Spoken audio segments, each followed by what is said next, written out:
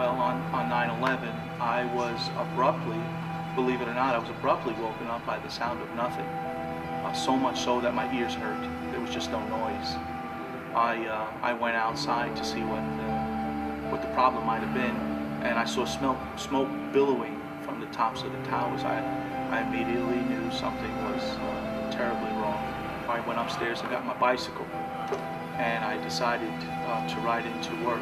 Soon after that, our supervisors were instructed to mobilize us. I was mobilized with a sergeant and 6 of my fellow officers to respond to this area. Everything that I witnessed from that moment was undiscernible. I couldn't tell you what was a building, what was debris. There were smashed vehicles, there were vehicles on fire.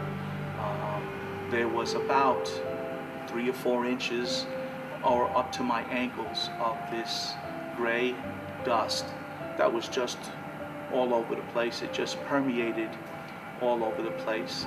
And the debris, from what I remember, was about 6 or 7 stories high of just crushed metal and cement.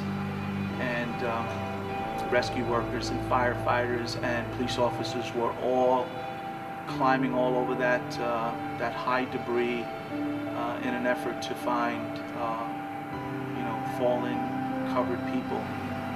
And I can't tell you of a more sobering thing to listen to, and feeling hopeless.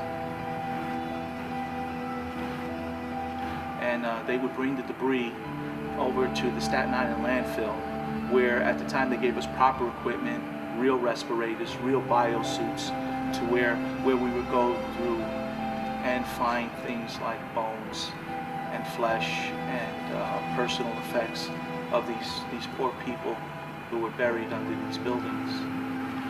There's a saying on the NYPD: by time you're a veteran of 5 years, you've either seen or experienced anything that there is to experience as a New York City police officer. And being an officer over 18 years, I thought I had seen that at least 3 times over.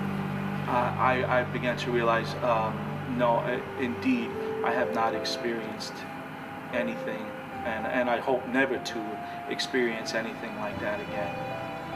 But anyway, it was a call for help, and instinct kicks in when it's a call for help. If you're a police officer, a firefighter, EMS worker, or something like that, we come in and we do our job. Our job is to protect and serve, and now it was time to go and do that job. And we came down here with that attitude, and we put our best efforts in it. But you know what? I was in a lot of fear, and I allowed that fear to become and turn into intense anger. I was so angry at how would a God of my understanding would allow such a thing to happen to so many innocent people.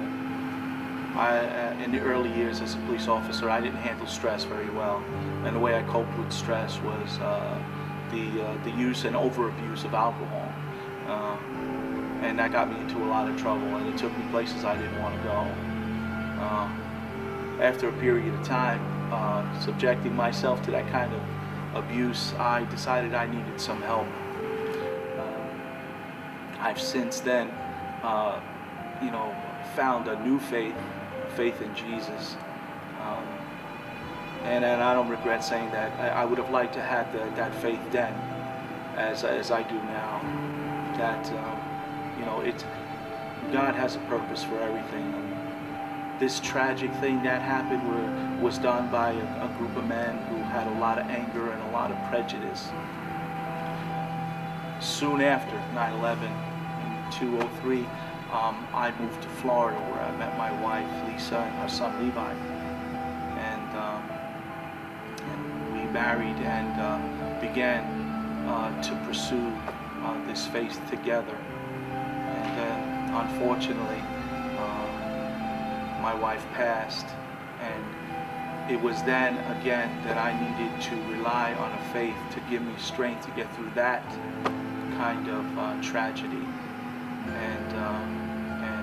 and it has been working.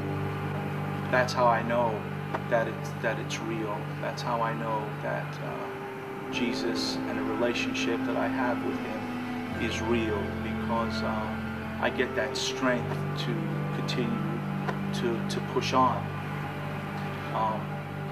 I'm not in a hurry to welcome the next emergency or tragedy that's waiting around the bend, but I know that if one does show up, when I put my faith in Jesus, that I will have the strength to stand anything that this world has to throw at me.